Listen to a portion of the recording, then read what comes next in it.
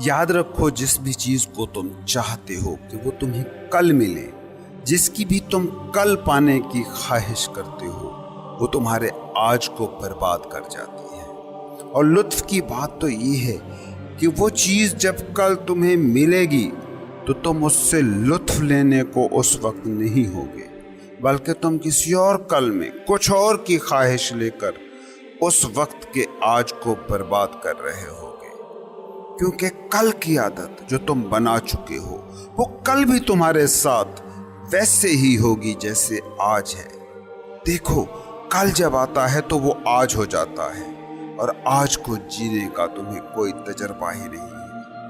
आपकी मुसलसल आदत है कल में जीने की, आज को तो आप जिए ही कभी नहीं। ये कितनी दिलचस्प बात है, कभी तुम इस पर गौर करना।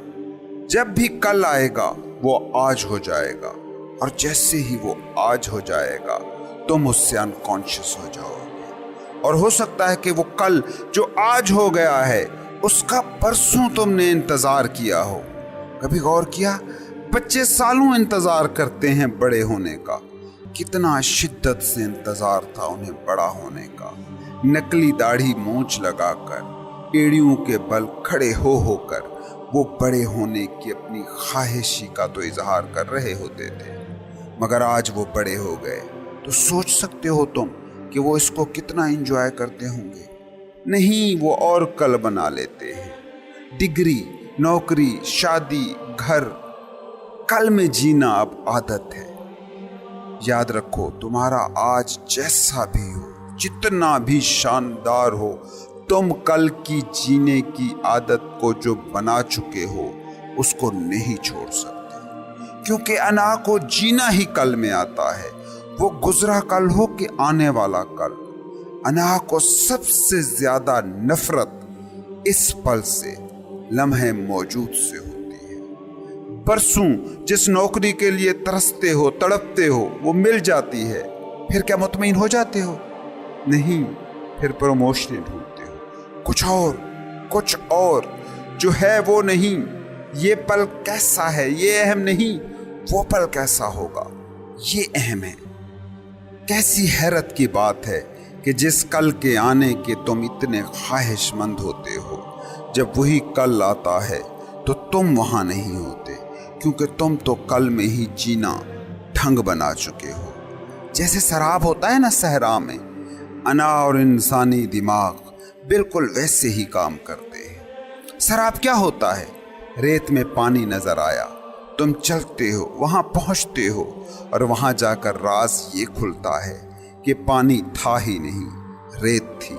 पानी तो वो दूर आगे है। तुम फिर चल पड़ते हो।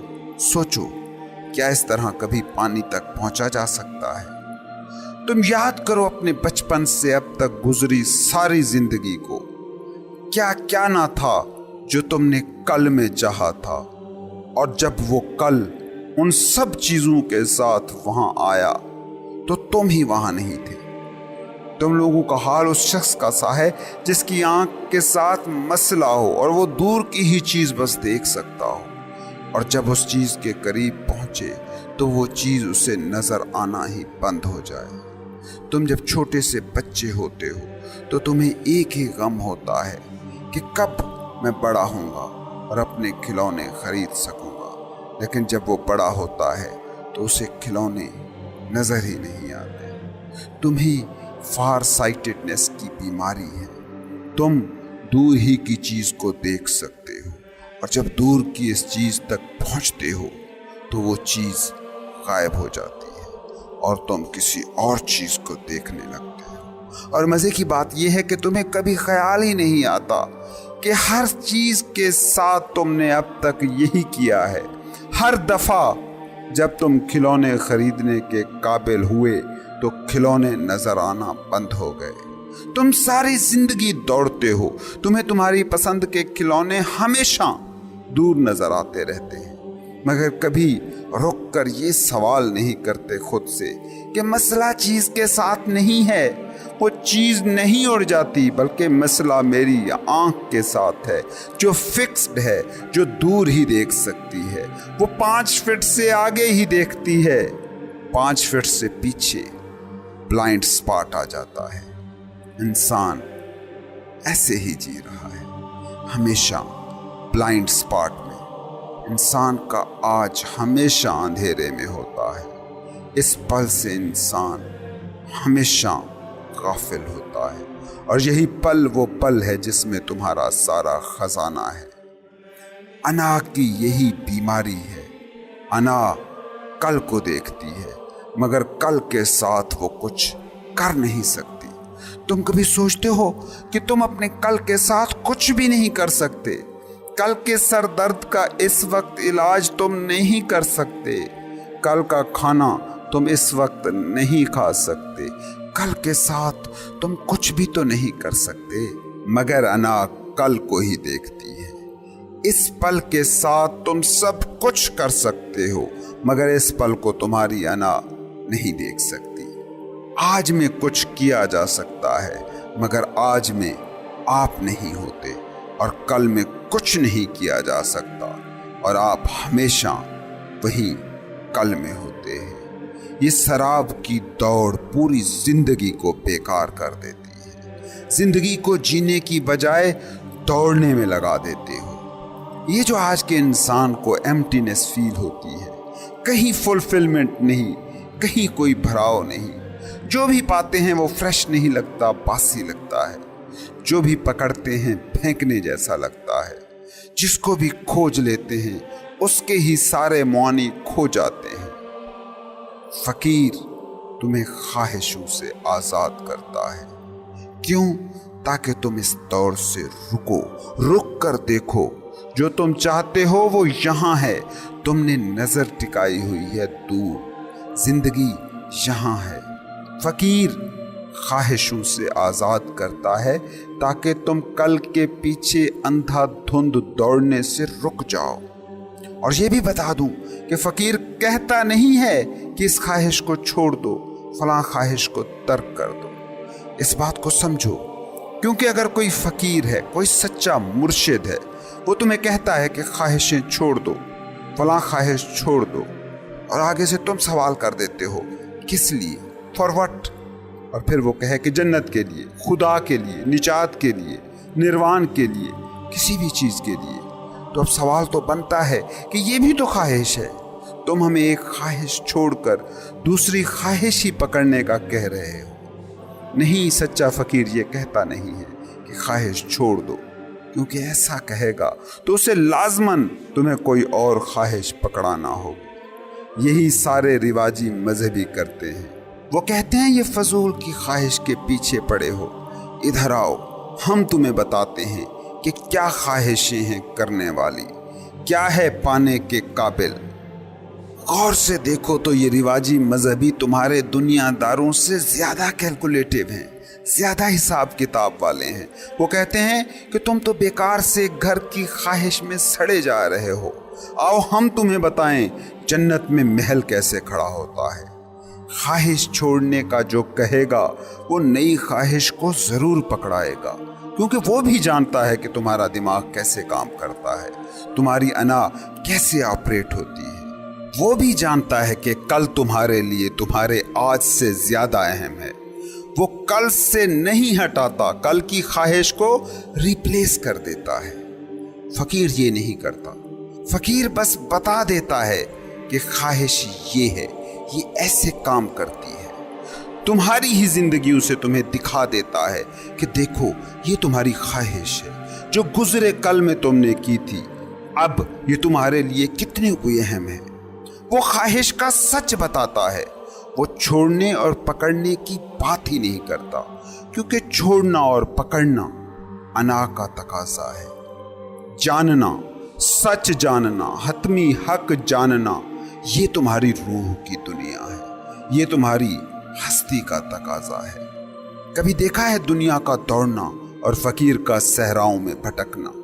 दोनों भाग रहे हैं ना, लेकिन एक कुछ पाना चाहता है और दूसरे ने कुछ भी नहीं पाना, मगर उस पाने के इरादे से दौड़ने वाले से भी मुश्किल रास्ता वो दौड़ रहा है। दुनियादार तो एयर कंडीशनड ऑफिस से घर की दौड़ लगा रहा है, मगर सूफी फकीर कभी सहरा में जल रहा है, कभी जंगल में भटक रहा है, کبھی ہمالیہ کے غاروں میں تنہائی جھیل رہا ہے اور کچھ پانا بھی اس نے نہیں ہے۔ وہ بس جاننا چاہتا ہے، روح ہمیشہ جاننا چاہتی ہے، انا ہمیشہ پانا چاہتی ہے۔ اور مزے کی بات یہ ہے کہ پانے میں تسکین ڈھونڈتی دنیا سب کچھ پا کر بھی تسکین نہیں پا پاتی، اور کچھ نہ پانے کو چلنے والا فقیر سکون، پیس اور زندگی کو پا لیتا ہے۔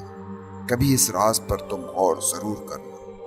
فقیر خواہش کی نیچر کھول کر بتا دیتا ہے، چھوڑنے کی بات نہیں کرتا، وہ بس یہ کہہ دیتا ہے کہ یہ دیوار ہے، اس سے نکلو گے سر ٹوٹے گا۔ وہ یہ نہیں کہے گا کہ اپنا سر نہ توڑو، کیونکہ اس سے سوالوں کا سلسلہ جنم لے گا اور کچھ نہیں ہوگا۔ آپ کہہ سکتے ہو کیوں سر نہ توڑیں، وہ یہ بھی نہیں کہے گا کہ اس دیوار سے نہ نکلو، کیونکہ آپ کہہ سکتے ہیں کہ کیوں نہ نکلیں۔ دھیان رہے کہ فقیر آپ کو کوئی پازیٹیو ڈیزائر نہیں دیتا کہ اس کے لیے ایسا مت کرو، وہ بس اتنا ہی بتا دیتا ہے کہ ایسا کرو گے تو ایسا ہوگا۔ صوفی بس اتنا کہتا ہے کہ do this and this follows. کسی سچے فقیر سے کبھی پوچھنا کہ ہم کیا کریں، وہ کبھی تمہیں یہ نہیں کہے گا کہ یہ کرو یہ نہ کرو۔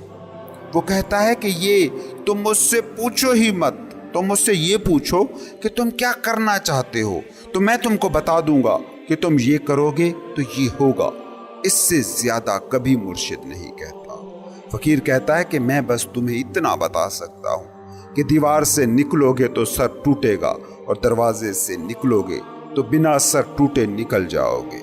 اب یہ تمہاری چوائس، دیوار سے نکلو یا دروازے سے نکلو۔ میں تم سے یہ نہیں کہتا کہ تم دیوار سے مت نکلو، فرق سمجھتے جاؤ۔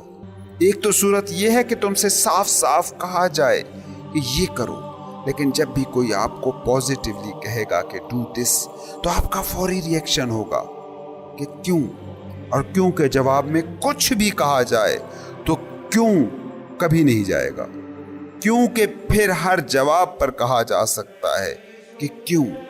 فقیر بس اتنا کہہ دیتا ہے کہ یہ کرو گے تو یہ ہوگا، خواہش کے پیچھے بھاگو گے تو دکھی ہو کر رہو گے، چھت سے کودو گے تو ٹانگیں تڑواؤ گے۔ خواہش میں دکھ ہے، یہ نیچر کا اتنا ہی پکا قانون ہے جتنا کشش ثقل کا قانون۔ فقیر یہ نہیں کہتا کہ خواہش میں نہ پڑو تو تمہیں سکھ ملے گا، کیونکہ پھر تم کہو گے کہ ٹھیک ہے ہمیں سکھ چاہیے، یہ پھر خواہش بن گئی۔ کیسے ملے گا سکھ یہ بتاؤ؟ خواہشوں کا پھر نیا سلسلہ جڑ جائے گا۔ خواہش ہی اصل میں دماغ کا وہ ڈیلیوژن ہے، سراب ہے، بھرم ہے، جس سے وہ آپ کی ہستی پر اپنا کنٹرول پا لیتی ہے۔ اس لیے فقیر کبھی تمہیں کسی خواہش کو چھوڑنے کا موقع نہیں دیتا۔ فقیر صرف انجانے کو جانا کر دیتا ہے اور فیصلہ مکمل طور پر تم پر چھوڑ دیتا ہے۔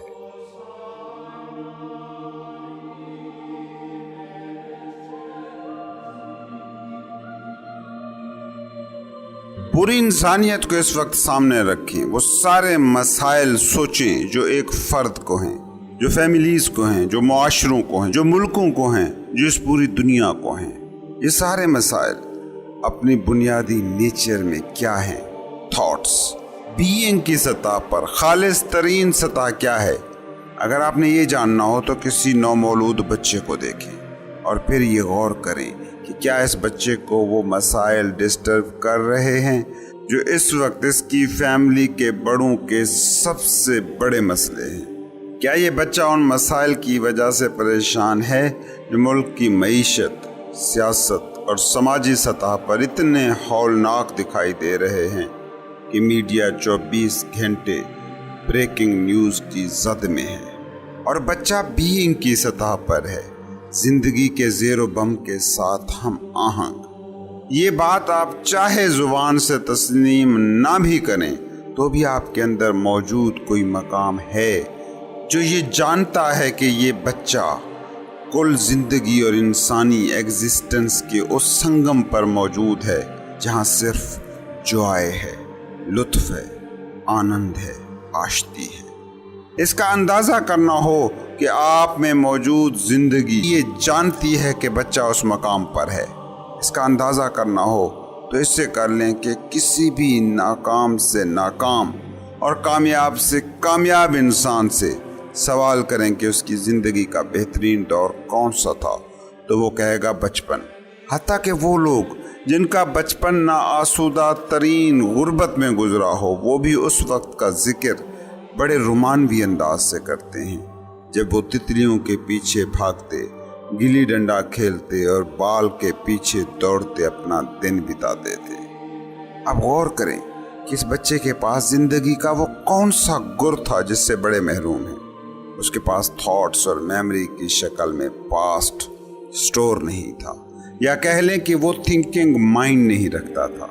सोचें, जब आप शराब पीते हैं तो आखिर उसमें ऐसी कौन सी लज्जत है जो आपको बार बार शराब नोशी पर मजबूर करती है? एक ही चीज़ कि किसी तरह आपका सोचता दिमाग थोड़ी देर चुप कर जाए। वो शख्स जिसे रात को सोने के लिए रोज़ाना नींद की गोली दरकार है, उसका मसला क्या है? यही ना कि किसी तरह उसका सोचता दिमाग अपनी इस सरगर्मी से बाज आ जाए।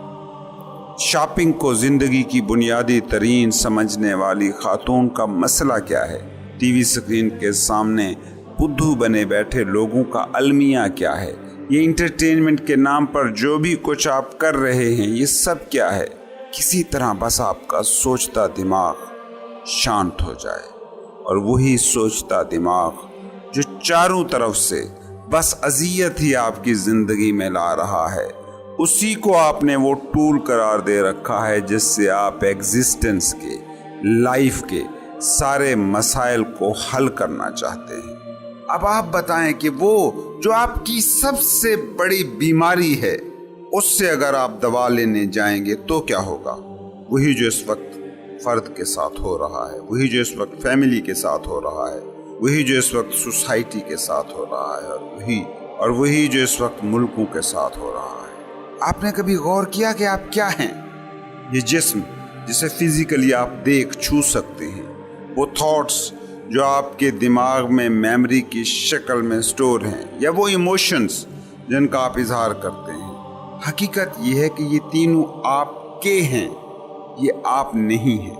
आप तो बस पॉइंट ऑफ कॉन्शियसनेस हैं, आगही हैं। वो जो देखने वाला है उस जिस्म का, वो आप हैं। वो जो देख रहा है कि जहन में क्या ख्यालात गर्दिश कर रहे हैं, वो जो देख रहा है कि आपके जिस्म में इस वक्त किस किस्म के जज्बात हैं। हम अगर थोड़ा सा अपनी ज़बानों पर गौर करें तो भी ये हकीकत हम पर खुल सकती है। जैसे मिसाल के तौर पे मैं कहता हूँ कि मेरे दिमाग में इस वक्त ये थॉट्स हैं, जैसे मैं कहता हूँ कि मेरे जज्बात इस वक्त ये हैं, जैसे मैं कहता हूँ कि ये मेरा जिस्म है। आप इन फिक्रों पर गौर करें, ये बिल्कुल ऐसा ही है जैसे मैं कहूँ ये मेरा मोबाइल है, ये मेरा घर है, ये मेरी गाड़ी है। इन दोनों किस्म के फिक्रों में कोई भी फ़र्क नहीं है।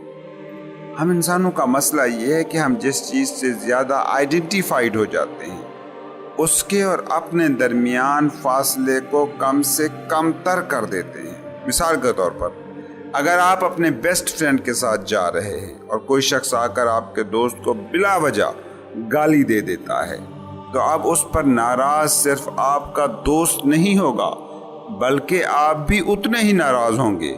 जबकि बीइंग की सतह पर दो इंडिविजुअल्स का ये आपसी मामला था, मगर एक के साथ आपकी आइडेंटिटी जुड़ी है। इसी तरह कोई शख्स आपके मकान की दीवार को आकर तोड़ना शुरू कर देता है, तो आप उससे लड़ पड़ेंगे, जबकि मामला उस शख्स का और ईंटों का आपस का है, क्योंकि इस मकान के साथ मेरा मकान का एक लेबल आपने दिमाग में महफूज कर रखा है। इसलिए अब इस मकान पर हमला भी आप पर हमला लग रहा है। ये आइडेंटिफिकेशन उस वक्त और भी शदीद हो जाती है जब बात होती है मेरे जज्बात की, मेरे ख्यालात की, मेरे जिस्म की। यहाँ मुझ और मेरे जिस्म, मेरे ख्याल और मेरे जज्बात के दरमियान फासला इतना कम हो जाता है कि अक्सर लोग इस फासले, इस गैप को देख ही नहीं पाते। इसलिए आप कहते हैं कि मुझे भूख लगी है, हालांकि वो भूख आपको नहीं लगती, आपको लग भी नहीं सकती, کیونکہ آپ غیر مادی کانشیسنس ہو جس کا یہ جسم ہے. بھوک جسم کی شکل میں موجود آپ کے پاس اس فیکٹری یونٹ کو انرجی کی سپلائی کا معاملہ ہے. اسی طرح آپ کہتے ہیں کہ میں غصے میں ہوں، میں اداس ہوں یا میں پریشان ہوں، حالانکہ حقیقت یہ نہیں ہے. آپ کے دماغ میں کچھ خیالات پیدا ہوئے. اگر وہ غصے کے خیالات ہیں تو جسم میں ان کا اظہار غصے کی شکل میں ہوتا ہے. اسی طرح آپ کہتے ہیں کہ میں مسلمان ہوں، میں عیسائی ہوں، میں کمیونسٹ ہوں، میں لبرل ہوں یا میں مذہبی ہوں. تو یہ آپ نہیں ہو، بلکہ یہ آپ کا ماضی جو میموری کی شکل میں ہے اس نے آپ کے دماغ کو کنڈیشنڈ کر دیا ہے. آپ اصل میں کیا ہو؟ آپ اصل میں وہ کانشیسنس ہو، وہ آبزرور، وہ وٹنس جو یہ دیکھ رہا ہے کہ اب دماغ میں ایک خیال آیا، وہ غصے کا تھا تو جسم میں اب غصے کی حالت پیدا ہوئی جسے آپ ایک جذبے کے طور پر اپنے جسم میں محسوس کر رہے ہیں. آپ وہ آگہی ہیں جو اس آگہی سے آگاہ ہے کہ یہ آپ کا جسم ہے، یہ دماغ ہے. اب اس کو یوں دیکھیں کہ ایک اجنبی آپ کے ساتھ بیٹھا ہے، کوئی آ کر اسے گالی دیتا ہے، آپ میں کوئی ری ایکشن نہیں جاگتا. اب فرض کریں کوئی تھوڑا بہت جاننے والا ہے، اسے آ کر کوئی گالی دیتا ہے تو آپ میں تھوڑی بہت بے چینی ضرور پیدا ہوتی ہے. اب فرض کریں کہ کوئی بہت ہی قریبی عزیز، رشتہ دار، باپ یا بھائی وغیرہ آپ کے پاس بیٹھا ہے اور کوئی آ کر اسے گالی دیتا ہے تو آپ کیا کرتے ہیں؟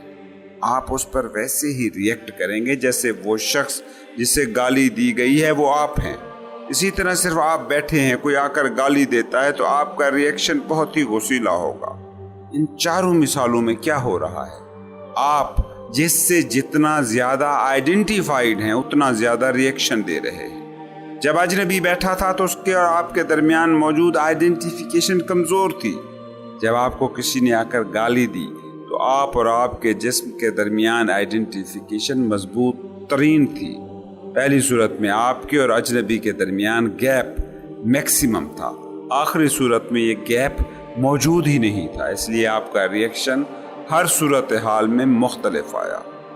اگر آپ اپنے اور اپنے جسم میں یا اپنے اور اپنے تھاٹس میں یہ گیپ تخلیق کر سکتے ہیں تو پھر آپ کو دنیا کی کوئی بھی چیز دکھ، غم، سارو، پین نہیں دے سکتی. یہ ہے انر سپیس، اپنے باطن سے ایک ہونا. یہ شعور کی اعلیٰ ترین حالت ہے جس میں آپ جسم اور ذہن سے ماورا ہو کر اس بینگ کا ایک حصہ بن جاتے ہیں جو کل زندگی ہے. ایک طویل عرصے تک انسان اپنے تھاٹس سے بھی زیادہ اپنے جسم سے آئیڈینٹیفائیڈ رہا ہے، جسے ہم سروائیول ایج کہتے ہیں. جب انسان سروائیول کے اس دور سے باہر آیا تو اس نے سوچوں کے ساتھ خود کو ایک کر لیا. آج کا انسان اپنی سوچوں کو اپنا آپ سمجھ رہا ہے اور یہی اس کا مسئلہ ہے. آپ دیکھیں کہ آپ کی ایگزسٹنس جب مائنڈ سے آئیڈینٹیفائیڈ ہوتی ہے تو خوشی اور غم کے سائیکل میں پھنسی زندگی کتنی عارضی اور غیر مستقل ہو جاتی ہے. مثال کے طور پر دو اجنبی بیٹھے ہیں جو ایک دوسرے کو نہیں جانتے تو وہ ایک دوسرے کے لیے کوئی مسئلہ نہیں ہے، لیکن اگر دونوں کو کوئی بتا دے کہ وہ خاندانی دشمن ہیں تو اب ان کے ذہن میں ابھرنے والی سوچیں ان کا جینا کیسے حرام کر دیں گے. بالکل ویسے ہی آپ کو بتا دیا گیا ہے کہ آپ مسلمان ہو یا عیسائی ہو یا ہندو ہو، بالکل ویسے ہی آپ کو بتا دیا گیا ہے کہ آپ انڈین ہو، پاکستانی ہو یا امریکن ہو. اب ان تھاٹس کو آپ نے کتنا اہم سمجھ لیا کہ ان کی بنیاد پر انڈیا پاکستان کو، پاکستان انڈیا کو، روس امریکہ کو، امریکہ شاید باقی ساری ہی دنیا کو مٹانے پر تیار ہے. آپ بطور فرد اپنے آج کے دن کے سارے مسئلے دیکھیں جن سے آج آپ کا سامنا ہوا، سب کے سب مائنڈ میں ابھری کسی سوچ سے نکلے تھے. آپ چونکہ مائنڈ سے شدت سے آئیڈینٹیفائیڈ ہیں اس لیے آپ نے انہیں اپنے مسائل بنا لیا. تھاٹس کو زیادہ سیریس نہ لیں، کیونکہ جب آپ تھاٹس کو سیریس لیتے ہیں تو اس میں ایک مومنٹم پیدا ہو جاتا ہے اور وہ مومنٹم اتنا زوردار ہوتا ہے کہ آپ کی بینگ اس میں تنکے کی طرح بہہ جاتی ہے.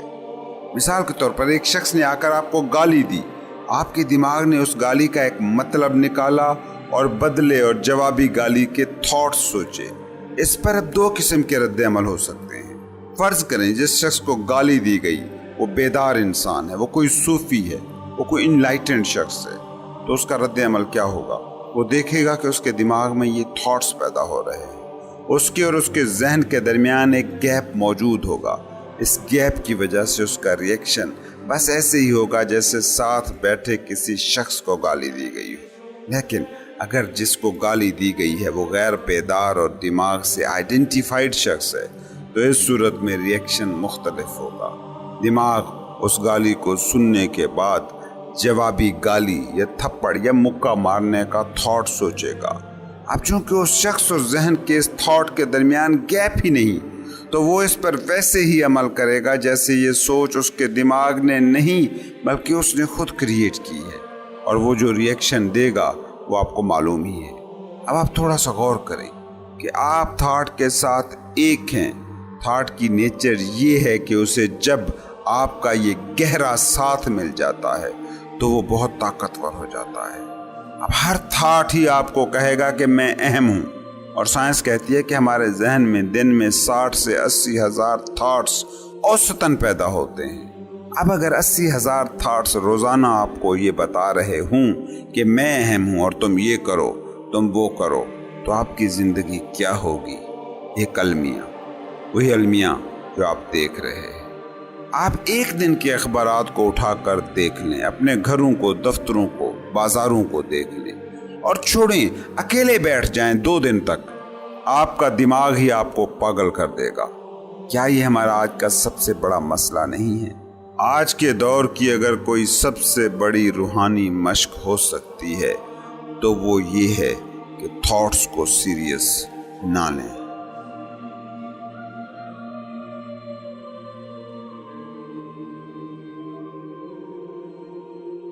فقیر کے پاس جو لوگ یہ سوچ کر جاتے ہیں کہ اس سے کچھ ایسا مل جائے گا کہ جس سے سکھ ہو، جس سے سکون مل جائے، وہ چوک جاتے ہیں۔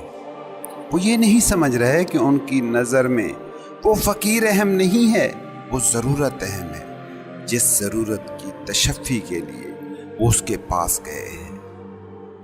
کتنے ہی مرشد ہیں، کتنے ہی گرو ہیں، یہ نہ کہیں کہ تھے اور اب نہیں ہیں، اب بھی ہیں، مگر اب لوگ چوکنے والے زیادہ ہیں، انکانشیس زیادہ ہیں، بصارت سے محروم زیادہ ہیں۔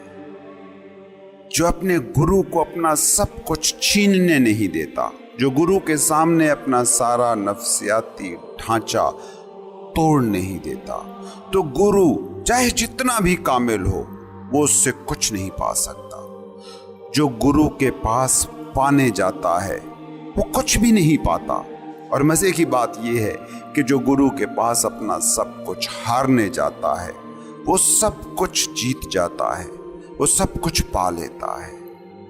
یاد رکھنا، پیر و مرید، مرشد و سالک کے رشتے میں مرید کیا پائے گا یا کیا نہیں پائے گا، اس کا انحصار پیر، مرشد، گرو پر نہیں ہوتا، بلکہ اس کا انحصار ہوتا ہے مرید پر، سالک پر۔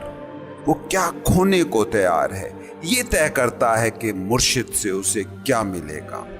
کیا وہ انا کا جھوٹ تیاگنے پر تیار ہے؟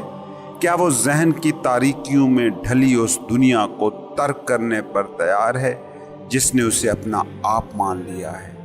کیونکہ گرو جس میڈیم سے بات کرتا ہے وہ میڈیم انائی دماغ کی سمجھ میں ہی نہیں آتا۔ آج بھی آپ کسی فقیر کے پاس گزریں تو 99.99% چانس یہی ہے کہ تم فقیر سے چوک جاؤ گے۔ اگر فقیر کا کوئی امیج آپ کے دماغ میں ہے تو یاد رکھیں، آپ فقیر کو، گرو کو، مرشد کو نہیں ڈھونڈ رہے، انا کے سراب کا پیچھا کر رہے ہیں۔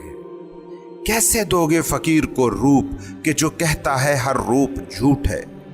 تم جب گرو کے پاس جاتے ہو تو جج کرتے رہتے ہو، اس کی باتوں کو، اس کے لباس کو، اس کی حرکتوں کو، اس کے اٹھنے بیٹھنے کو، اس کے کھانے پینے کو، اس کے چلنے پھرنے کو۔ یاد رکھو ایسا شخص کبھی کسی فقیر تک نہیں پہنچ سکتا، کیونکہ وہ فقیر کو ڈھونڈ ہی نہیں رہا، وہ فقیر کے اس امیج کو ڈھونڈ رہا ہے جو اس کے ذہن میں موجود ہے۔ اس لیے تو ڈھونگی فقیروں کا کام آسانی سے چل جاتا ہے، کیونکہ وہ آپ کی نفسیات کو جانتے ہیں۔ انہیں پتا ہے کہ تم فقیر کے نام پر، گرو کے نام پر کس تصویر کو ڈھونڈ رہے ہو۔ وہ تصویر خود من کے سامنے آ جاتا ہے۔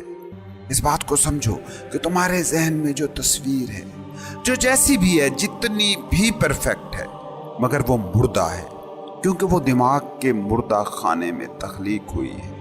تمہاری سوچوں نے ڈھالی ہے، تمہارے دماغ کی پروگرامنگ نے تخلیق کی ہے۔ تم نے کسی سے سنا فقیر ایسا ہوتا ہے، تم نے کہیں پڑھا کہ فلاں فقیر ایسے رہتا تھا، تم نے اپنے بڑوں سے، اپنے خطیبوں سے سنا کہ ولی ایسا ہوتا ہے، تو تم نے ان ساری معلومات سے ایک ذہنی تصویر بنا لی۔ کبھی کوئی تصویر زندہ نہیں ہوتی، اس میں سانس نہیں ہوتی، اس میں زندگی نہیں ہوتی۔ زندہ فقیر تمہاری کسی بھی بنائی گئی تصویر کے مطابق نہیں ہو سکتا، کیونکہ زندگی کی نیچر تو تغیر ہے، زندگی کی فطرت تو تبدیلی ہے۔ تصویریں نہیں بدلتی، انسان بدلتا ہے، زندگی روپ بھرتی ہے۔ تمہارا فقیر کا تصور سٹل ہے، فقیر مگر سیماب صفت ہوتا ہے۔ فقیر تو زندگی کے زیر و بم سے مچلتا دل ہے، ایک پل یوں ایک پل ووں۔ تم اپنی کسی بھی تصویر کے سانچے میں کسی زندہ فقیر کو فٹ نہیں کر سکو گے، بلکہ یاد رکھنا کہ فقیر کے پاس تم جاؤ تو وہ جان لے گا کہ تم کیا ڈھونڈ رہے ہو، اور وہ اس سے الٹ بیہیو کرے گا، تاکہ پہلے تو تم اس تصویر سے، اس تصور سے جان چھڑواؤ جو ذہن کے بندی خانے میں تم نے قید کر رکھی ہے۔ اور جیسے ہی تم اس تصویر سے جان چھڑاتے ہو تو پھر تم حقیقت کی دنیا میں آتے ہو، پھر تم اپنی تصویر، اپنے تصور سے نہیں ملتے، پھر تم واقعی مرشد سے ملتے ہو، فقیر سے ملتے ہو۔ اور مزے کی بات پتہ ہے کیا ہے؟ مزے کی بات یہ ہے کہ جیسے ہی تم اس تصویر، اس تصور سے آزاد ہو جاتے ہو جو تمہارے ذہن میں موجود ہے، تو اس کائنات کا ذرہ ذرہ تمہارے لیے فقیر بن جاتا ہے، کیونکہ اس کائنات کا ذرہ ذرہ بس ایک ہی کا ظہور ہے، لا موجود الا اللہ۔ پھر ایک درخت بھی تمہیں سکھا سکتا ہے کہ سٹلنس کیا ہے، پھر ایک تتلی بھی تمہیں بتا سکتی ہے کہ جمال کیا ہے، پھر ایک پھول بھی تمہیں سکھا سکتا ہے کہ سائلنس کیا ہے، پھر ہوا کا ایک جھونکا بھی تمہیں بتا سکتا ہے کہ زندگی کیا ہے، پھر ایک مترنم جھرنا بھی تمہیں کائنات کا نغمہ سرمدی سنا سکتا ہے، پھر ایک شانت ندی تمہیں تمہارے اندر پیس سے ملا سکتی ہے۔ کبھی تم نے سوچا ہے کہ مرشد سالک کے ساتھ کرتا کیا ہے؟ بس ایک کام، اس کا ذہن جو تصویریں بنا کر لوگوں کو، چیزوں کو، واقعات کو ایک خانے میں فٹ کر رہا ہے اور اسی زاویے سے سب کچھ دیکھ رہا ہے، اس دماغ کو خاموش کر دیتا ہے۔ جب تک یہ تصور اور تصویریں تراشتا دماغ ہی تم ہو، تب تک فقیر، گرو، مرشد نہیں ہو سکتا، کیونکہ جب تک تصویریں، تصور بناتا دماغ موجود ہے، تم موجود ہی نہیں ہو، مرید موجود ہی نہیں ہے۔ اور گرو کو تخلیق کرتا ہے مرید، مرشد کا خالق ہے سالک۔ سوچو، کوئی سالک ہی نہ ہو تو مرشد کسے کہیے گا؟ ایک صوفی فقیر تھے بہاؤالدین، ان کے پاس ایک تاجر آیا کرتا تھا، ایک دکاندار، اور آ کر بڑی عقیدت کا اظہار کرتا تھا۔ کبھی کہتا آپ اس زمین پر سورج ہو، بہاؤالدین ہنس دیتے۔ کبھی کہتا آپ چاند کی روشنی ہو، کبھی کہتا آپ دکھی انسانوں کے لیے سکھ کی وجہ ہو، بیماروں کے مسیحا ہو، اور جب بھی وہ ایسی باتیں کرتا بہاؤالدین ہنستے رہتے۔ ایک دن بہاؤالدین کے خاص مریدوں نے کہا حضور کیا وجہ ہے کہ وہ شخص اتنے پیار سے آپ کی تعریفیں کرتا ہے، آپ کا اتنا احترام کرتا ہے، آپ کے قدموں میں بچ جاتا ہے، اور آپ ادب آداب کا خیال بھی نہیں رکھتے اور طنزیہ سی ہنسی ہنس دیتے ہیں۔ بہاؤالدین بولے وہ شخص مجھے ملتا ہی نہیں ہے، وہ مجھے جانتا ہی نہیں ہے، اس نے بس لوگوں سے سن کر ایک تصویر بنا رکھی ہے، وہ آ کر اسی تصویر کو پوچھ کر چلا جاتا ہے، اس نے کبھی مجھے دیکھا ہی نہیں ہے، وہ اپنے ہی ذہن میں تراشی تصویر کو آتا ہے اور دیکھ کر چلا جاتا ہے۔ اس لیے وہ جب مجھے کہتا ہے سورج تو میں ہنستا ہوں کہ آنکھیں تو اس کی بند ہیں، مجھے یہ سورج کیسے کہہ رہا ہے۔ وہ جب مجھے کہتا ہے چاند تو مجھے ہنسی آتی ہے، کس نے کبھی چاند تو دیکھا نہیں، بس کہہ جا رہا ہے۔ وہ میری تعریف کرتا ہے، میں ہنس دیتا ہوں کہ وہ کس کی تعریف کر رہا ہے، وہ اپنے ہی ذہن کے اندر موجود بت کی تعریف کر رہا ہے اور میرا سہارا لے رہا ہے۔ مرید بولے حضور آپ کی بات ہمیں سمجھ نہیں آئی۔ بہاؤالدین بولے آؤ تمہیں سمجھاتا ہوں۔ وہ اپنے مریدوں کو ساتھ لیے اس شخص کی دکان پر گئے اور صرف وہ جبہ اور ٹوپی اتار دی جو وہ اپنے آستانے پر پہنے رہتے تھے۔ اس کی دکان سے سودا لیا اور واپس چلے آئے۔ وہی دکاندار جو انہیں کبھی سورج کہتا تھا، کبھی چاند کا خطاب دیتا تھا، کبھی دکھی دلوں کا مسیحا کہتا تھا، انہیں پہچان ہی نہ سکا۔ بہاؤالدین اپنے مریدوں سے بولے یہ شخص ایک تصویر کو پوچھتا ہے، وہ تصویر جس میں جبہ ہے، جس میں ٹوپی ہے، اس کا مجھ سے کوئی لینا دینا ہی نہیں ہے، کیونکہ اگر میں سورج ہوتا تو کیا فرق پڑتا ہے اس سے کہ میں نے کیا پہن رکھا ہے، سر پر ٹوپی ہے یا نہیں ہے۔